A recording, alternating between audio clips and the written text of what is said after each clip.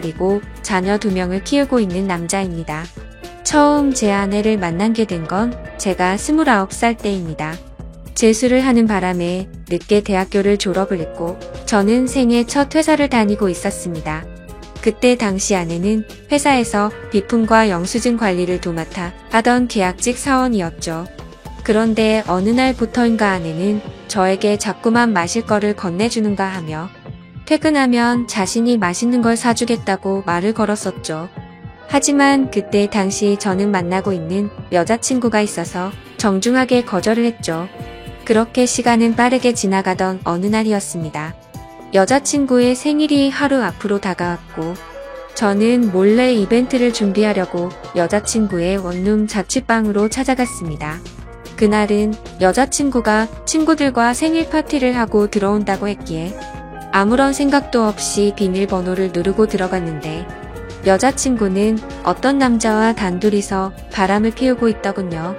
저는 평소에 자존심이 너무 센 성격이었기에 그냥 별말 없이 준비했던 선물을 집 안으로 집어 던지고는 뒤돌아서서 나와버렸습니다. 뒤에서 여자친구의 목소리가 들렸지만 저는 돌아보지 않았습니다. 정말 서로 좋아했고 충격적인 그 상황에 힘들지 않았다면 거짓말이겠죠.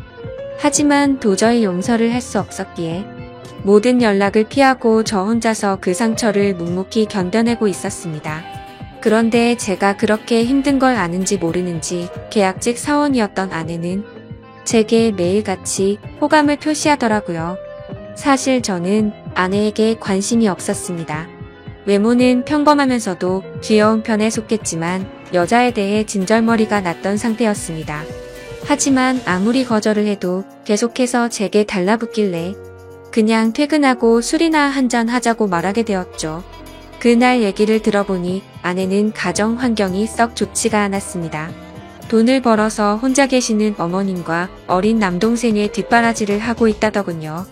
물론 저보다 어린 나이에 기특하게 열심히 사는 모습이 좋아 보였지만 그저 그런 마음일 뿐 아내에게는 전혀 마음이 가지가 않았습니다. 그렇게 퇴근 후 술을 마시는 게 몇 번이 반복되다 보니 점점 외로워져서 정신을 놓은 건지 아내와 함께 시간을 보내게 되었습니다. 사실 그날 이후로 사귄다고 말만 하지 않았을 뿐 다른 연인들처럼 데이트도 하고 사귀는 것과 다름이 없었죠. 그렇게 몇 개월을 지내다 보니 새벽녘에 전 여자친구에게서 연락이 오더군요. 사실 시간도 많이 지나게 되어서인지 별로 대수롭지 않게 생각을 하게 되었고 결국에는 헤어졌던 여자친구와 다시 만남을 가지기로 했었습니다. 그로 인해 퇴근 후 데이트를 하던 아내에게는 이제 서로 신경 쓰지 말고 남남처럼 그냥 지내자라고 말을 해버렸습니다. 하지만 다시 만났던 여자친구와는 며칠도 채 가지 못해서 다시 끝이 나고 말았죠. 처음에는 대수롭지 않게 생각했지만 만나면 만날수록 그때 있었던 일이 자꾸만 떠오르더군요. 더 오래 만나다가는 제게 일처증이 생겨나 버릴 것 같고 상상만 해도 견딜 수가 없어서 또 다시 헤어짐을 선택하게 됐습니다. 그러던 중 저녁 늦게 지금의 아내에게서 갑자기 연락이 왔습니다. 한참을 아무 말 없이 망설이더니 임신을 했다고 말하더라고요. 사실 그때 그 이야기를 들었을 때는 많은 생각이 들었죠. 정말 임신을 한 게 맞는 건가? 나를 붙잡으려고 지어낸 이야기가 아닐까라고 생각도 했고 별의별 생각이 다 들었습니다. 저는 다시 한번 확실하냐고 물었더니 확실하다고 하더라고요. 솔직히 그때 당시 아내에게는 정말 몹쓸 짓을 많이 했습니다. 물론 어린 나이는 아니었지만 갑작스러운 상황에 어떻게 이걸 해결해야 할지 몰라 저는 무작정 아내를 무시하기 시작했습니다. 정말 지금 생각해봐도 제가 너무 무책임하기 짝이 없었습니다. 매일같이 울고 불며 이야기를 했지만 저는 끝끝내 아무 말도 하지 않고 모르쇠로 일관했었으니까요. 그리고 눈물만 뚝뚝 흘리는 어린 아내에게 따뜻한 말 한마디도 한 적이 없었습니다. 그렇게 시간은 지나갔고 아내는 마침 계약직 날짜가 종료되어서 회사에 더 이상 나오지 않게 되었습니다. 솔직히 그때는 저도 모르게 안도감이 먼저 들더군요. 이제는 가시방석에 앉아있을 필요도 없겠구나 하면서 말이죠. 정말 지금 생각해도 저는 천하의 나쁜 놈이었습니다. 아무튼 그날이 있고 나서는 멘탈이 제대로 잡혀지지가 않았죠. 그러다 어느 날 친형과 술을 먹게 되었습니다. 이런저런 이야기를 나누다 결국 지금까지 있었던 모든 이야기를 털어놓게 되었습니다. 당연히 친형은 제게 욕부터 하더라고요. 결국에는 부모님 뒤에까지 들어가게 되었습니다. 집에서는 난리가 났었죠. 아버지께서는 남의 자식 망쳐놓고 뭐 좋은 일 있다고 매일같이 술이나 마시고 다니냐고 엄청 화가 나셨습니다. 어머니와 친형까지 저의 행동에 엄청나게 비난을 했었고 부모님께서는 집에 한번 데리고 오라고 하셨고 저는 또 모르쇠로 일관했습니다. 하지만 어느 날 형은 제 휴대폰 연락처를 뒤지게 되었고 아내의 연락처를 알아내어서 저를 제외한 가족들이 아내를 만나게 되었습니다. 그러고는 며칠 뒤에 저는 모르게 아내를 집으로 부르셨습니다. 저는 당연히 아무 생각 없이 친구들과 술을 마시고 늦게 집으로 들어갔는데 제 아내가 집에 와 있어서 정말 얼마나 깜짝 놀랐는지 모릅니다. 일단 어쩔 수 없이 저는 아내와 나란히 부모님 앞에 앉게 되었고 부모님께서는 앞으로 어떻게 할 거냐고 화를 내셨습니다. 저는 그냥 술김에 짜증도 나고 이 상황을 빨리 벗어나고 싶은 마음이 컸습니다. 그래서 홧김에 저는 그냥 결혼할 테니까 더 이상 좀 그만하라고 앞으로 이 문제로 왈가불가 하지 말아 달라고 말했습니다. 솔직히 홧김에 그런 말을 하긴 했지만 당연히 그때 당시 저는 이 말을 한다고 해서 정말 결혼할 생각은 없었습니다. 부모님 역시 그러라고 말씀하실 일은 절대 없다는 확신에 차서 한 말이었죠. 하지만 예상외로 아버지께서는 그때 그 자리에서 또박또박 말씀하시더군요. 그러면 지금 처자분 부모님이랑 조만간 만나서 이야기를 하고 싶으니 부모님이 시간 되실 때 자리를 한번 마련해보자고 하시더군요. 이때 당시도 설마라는 생각을 가지고 있었고 술에 취해서 그냥 대충 상황을 정리하고 얼른 일어나서 제 방으로 들어가 버렸습니다. 그렇게 아내는 집으로 돌아갔고 저는 술이 점점 더 올라오더니 제게 말도 없이 집에 찾아온 게 너무 화가 나더라고요. 그래서 새벽 늦은 시간에 전화를 걸었습니다. 차마 입에 담을 수 없는 욕이란 욕을 다 하면서 막말을 엄청 쏟아냈습니다. 아내는 저희 부모님이 비밀로 하라고 해서 미리 말 못했다며 그저 미안하다고 울기만 하더라고요. 아무튼 그날 이후로는 부모님과도 말을 하지 않았습니다. 그러자 부모님께서도 저를 없는 사람 취급하시더군요. 그러다가 며칠이 지나서 친형이 제게 얘기 좀 하자고 부르더군요. 무슨 일인가 싶어서 형과 이야기를 하는데 오늘 부모님께서 아내분 어머님을 만나 뵙고 왔다는 이야기를 제게 해주더라고요. 오늘 가보니 그쪽 상황이 많이 힘든 걸 알게 되었답니다. 얘기를 해보니 아내가 벌던 돈들은 전부 처가댁의 장모님과 처남의 생활비로 다 들어갔었고 지금까지 아내가 모아놓은 돈도 없다고 말하더군요. 그쪽이 형편이 좋지 않아서 당장 혼수조차 부담하기가 힘든 상황이라며 제게 어떻게 하려고 이런 일을 벌인 거냐고 묻더라고요. 저는 그 말을 듣고 속으로 만세를 불렀습니다. 이제 부모님께서도 이 결혼을 포기하시겠구나라는 생각이 들었던 거죠. 그리고 그때 당시에 저도 취직을 한 지 얼마 되지 않았었기에 모아둔 돈이라고는 고작 1,000만 원가량 밖에 없었거든요. 하지만 보수적인 성격이었던 저희 부모님은 고집을 꺾지 않으셨습니다. 결혼식이야 가족끼리 조촐하게 치르면 되는 거고 집 문제야 본가에서 같이 살면 다 해결되는 문제니 뭐가 문제냐며 제 기대를 꺾어버리셨습니다. 결국 순식간에 결혼 날짜를 잡게 되었고 일정대로 척척 진행이 되더군요. 저는 그때부터 너무 당황했고 속이 타들어갔습니다. 그렇게 좋아하지도 않았던 여자랑 결혼을 해서 평생을 함께할 생각에 암담하더군요. 그리고 부모님의 고집만 내세우니까 점점 화가 나서 크게 대들기도 했습니다. 제 앞으로의 인생이 달린 문제인데 왜 이렇게 무책임하게 진행하냐고 화를 냈죠. 그러자 부모님은 네가 저지른 문제는 성인이 된 네가 책임지는 게 맞는 거고 네가 결혼한다고 하지 않았냐고 되묻자 저는 할 말이 없어졌습니다. 그냥 그때 당시에는 모두가 저를 망치게 만들려고 하는 것만 같아서 사소한 거 하나하나 다 마음에 들지 않았고 고슴도치처럼 모든 게 날이 서서 삐뚤게 느껴졌습니다. 아내에게도 못된 말을 계속했습니다. 이따위로 억지로 결혼한다고 달라질 것 같냐며, 나를 만나봤자 돈도 없어서 아무것도 못 해줄 거고 시집살이가 그렇게 호락호락할 것 같냐고 말했습니다. 그리고는 정말 너한테 잘해줄 자신이 없으니까 고집 피우지 말라고 했죠. 하지만 제가 그런 말을 할 때마다 자신이 더 잘하겠다며 말하는데 너무 답답하고 그 상황이 싫었습니다. 심지어 친한 친구놈들 몇몇과도 술을 먹다가 이 이야기가 나오면 친구들은 온갖 욕을 제게 했죠. 그래서 점점 이 일로부터 자유로워지고 싶다는 생각이 들기 시작했고 결국 제 책임을 통감하고 모든 사람의 뜻대로 그냥 결혼을 하기로 마음을 먹었습니다. 하지만 너무 삐뚤어져 있었던 저는 그렇게 마음을 먹고도 막말을 입에 달고 살았죠. 부모님께는 잘 살 자신이 없으니 행복한 결혼 생활을 할 거라는 기대는 하지도 말라고 했고 아내에게도 늘 차갑게 몹쓸 말들을 많이 했습니다. 그리고 결국에는 결혼을 하게 되었습니다. 정말 좋아서 한 결혼도 아니었으니 신혼생활은 말할 것도 없었습니다. 신혼여행은 해외여행은 커녕 국내에 있는 흔한 여행지로 갔습니다. 심지어 그곳에 가서도 아내는 내팽겨쳐두고 혼자서 이곳 저곳 돌아다녔고 거의 말도 하지 않았습니다. 그리고 나서 일상생활을 하면서도 퇴근하고 집에 들어오면 게임을 하거나 TV를 보면서 지낼 뿐 아내와는 일상적인 대화는 나누지도 않았습니다. 그리고 주말이나 노는 날에는 저는 항상 밖에서 친구들과 놀고 술을 먹다가 들어오고는 했죠.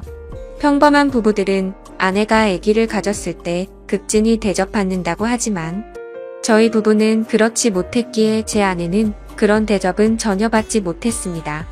오히려 제 눈치를 보느라 뭘 먹고 싶다라는 이야기조차 단 한 번도 한 적이 없었죠. 그렇게 아내는 제게 불평이나 불만을 전혀 말하지 않았습니다. 그냥 묵묵히 혼자서 어머니와 집안일을 했죠.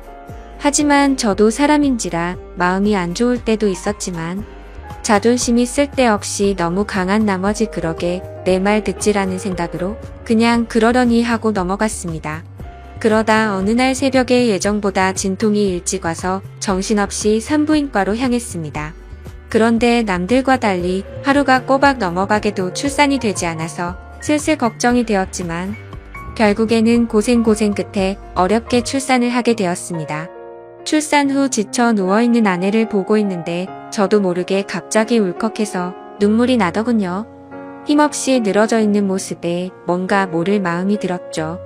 하지만 쓸데없는 자존심에 그 눈물조차 보이기 싫어서 그냥 문 밖으로 나가버렸습니다. 그날 장모님과 처남이 아내의 손을 꼭 잡고 있을 때도 저는 아내의 손을 잡기조차 겁이 나더라고요. 제가 무슨 자격이 있어서 그 손을 잡을 수 있을지 그냥 무심한 척 수고했다는 말 한마디를 남기고는 그렇게 나왔습니다. 그날 이후로는 제 아내에게 미안한 마음이 많이 생겨났습니다. 언제나처럼 무뚝뚝하게 아내를 대했지만 마음은 그렇지 않았죠. 예전과 달리 미안한 마음이 생겨났었고 그동안 미안했다는 말 한마디를 하고 싶었습니다. 그렇지만 왠지 모를 쓸데없는 생각에 아무런 말도 하지 못했던 거죠. 그러다 어느 날 제 어머니께서 간이 좋지 않으셔서 계속 정기 검진을 받고 계셨는데 결국에는 이게 점점 상황이 악화되었습니다. 병원에 입원하셨을 때 친형과 어머니 그리고 아내가 번갈아 가면서 병실을 지켰습니다. 전 휴일에만 병실을 지켰고요. 자녀를 낳아서 키우고 계신 분들은 아마 아실 겁니다. 새벽이고 낮이고 아이가 잠도 안 들고 울고 할 때마다 아내는 잠이 들지 못했습니다. 그렇다고 제가 애를 봐주고 하지도 않았으니까요. 그렇게 잠도 제대로 못 자고 병실에서 간호를 했으니 그 피곤함은 말로 표현할 수가 없을 거란 거 잘 알고 있었습니다. 그런데 그때조차도 따뜻한 말 한마디 하지 않았습니다. 병실에 있던 다른 분들조차 며느리가 진짜 효녀라며 저한테 장가 잘 갔다는 칭찬을 할 때도 아무런 말도 하지 못했습니다. 입이 두 개라도 할 말이 없는 건 당연했던 거죠. 다행히 수술은 잘 되었고 어머니께서 퇴원하시기 전까지 아내는 그렇게 육아와 병간호를 했습니다. 어머니가 몸이 괜찮아지시고 집에 오셨을 때 부모님께서 물려받은 땅을 팔았다며 1억 5천만 원을 주셨습니다. 근처 전세라도 얻어서 이제 분가하라고 하시더라고요. 아내는 한사코 괜찮다고 말하는데 저는 그러자고 했습니다. 사실 이때 그러자고 말을 한 건 아내에게 미안한 마음이 너무 커서였습니다. 아무래도 시부모님이랑 같이 사는 것보다는 그래도 무뚝뚝한 남편일지라도 아들과 셋이서 사는 게 나을 거라고 생각했죠. 부모님은 당연히 그렇게 하라고 하셨고 아파트로 전세를 하나 구해서 분가를 했습니다. 거의 말도 안 하고 했지만 간간히 아이도 같이 봐주고 이사하고 처음으로 레스토랑을 갔는데 맛있다고 웃으며 말하는 아내를 보면서 이때부터 정말 마음이 울컥해서 눈물이 날 뻔했죠. 그래서 그날 이후로 저는 변하겠다고 다짐을 했습니다. 연애도 저와 제대로 해보지도 못하고 아이를 가졌을 때도 대접 한번 제대로 해주지 못했던 생각이 났습니다. 그리고 시집살이와 시부모 병간호까지 해왔는데 이제 와서 돌이켜 생각해보니 그 흔한 레스토랑 한 번을 같이 와보지를 못했더라고요. 미안하고 너무 미안했습니다. 비록 무뚝뚝하게 말하고는 했지만 이때부터는 그래도 나름대로 다정하게 대했습니다. 그러다가 장모님께서도 평생 겪고 계신 질환으로 많이 아프시기도 했고 처남도 중학생이라서 아내는 간간히 처가에 들려서 집안일을 돕고 집에 들어오고는 했습니다. 나중에 알게 된 사실이지만 장모님께서는 류마티스 관절염을 손가락 마디마디에 걸리셨습니다. 이게 집안일을 하거나 할 때 끔찍할 정도로 아프다고 하더라고요. 하루는 그런 아내가 너무 안쓰러웠고 장모님과 처남까지 마음에 많이 걸렸습니다. 그래서 저는 아내에게 말했습니다. 그냥 장모님이랑 처남 다 같이 여기서 지내자고 말했죠. 진심으로 한 말이었습니다. 그랬더니 아내가 이러더군요. 미안해요. 앞으로는 자주 안 갈게요. 미안해요. 저렇게 말을 하더라고요. 아내의 저 말 뜻이 어떤 걸 의미하는지 다들 아실 거예요. 아내는 제가 처갓집에 자주 가는 걸 못마땅하게 생각해서 비꼬는 마음으로 저렇게 말을 한 걸로 오해를 한 거였습니다. 지금까지 하지 못했던 미안한 말과 참았던 눈물이 울컥해서 쏟아져 버렸습니다. 아내 손을 꼭 붙잡고 미안하다고 말하면서 애처럼 너무 서럽게 울어버렸습니다. 당황해하는 아내에게는 그동안 정말 미안했다면서 앞으로 살면서 그동안 잘못했던 거 천천히 다 갚을 테니 용서해달라고 정말 서럽게 울었습니다. 그리고 처음으로 아내와 오랫동안 마음에 있었던 많은 말들을 이야기했습니다. 그동안 잘해주지 못해서 미안했다는 말과 함께요. 아내 역시 눈물을 흘리며 그렇게 처음으로 서로 꼭 안고 같이 울었네요. 그 일이 있고 나서 아내가 장모님께 같이 살자고 이야기를 했을 때 장모님께서는 완강히 거절하셨습니다. 사실 이건 당연하다고 생각했죠. 사위라고 하나 있는데 자기 딸을 그렇게 서럽게 만들었는데 이 집으로 들어오면 얼마나 눈치를 줄까라고 당연히 생각하셨을 것 같습니다. 본가에 계시는 부모님께서는 흔쾌히 그렇게 하라고 허락을 하셨고 결국에는 제가 처가댁에 가서 장모님께 무릎 꿇고 사죄했습니다. 그동안 죄송했다고 앞으로는 정말 잘하겠다고 했죠. 그렇게 장모님을 겨우겨우 설득해서 같이 살게 되었습니다. 지금은 그 누구보다 아내만 사랑하고 전에는 상상도 못한 애교도 떨면서 그렇게 살고 있습니다. 세상에서 아내가 가장 예뻐 보이고 가장 사랑스럽네요. 집안일도 제 나름 열심히 돕고 있고 육아도 열심히 하고 있습니다.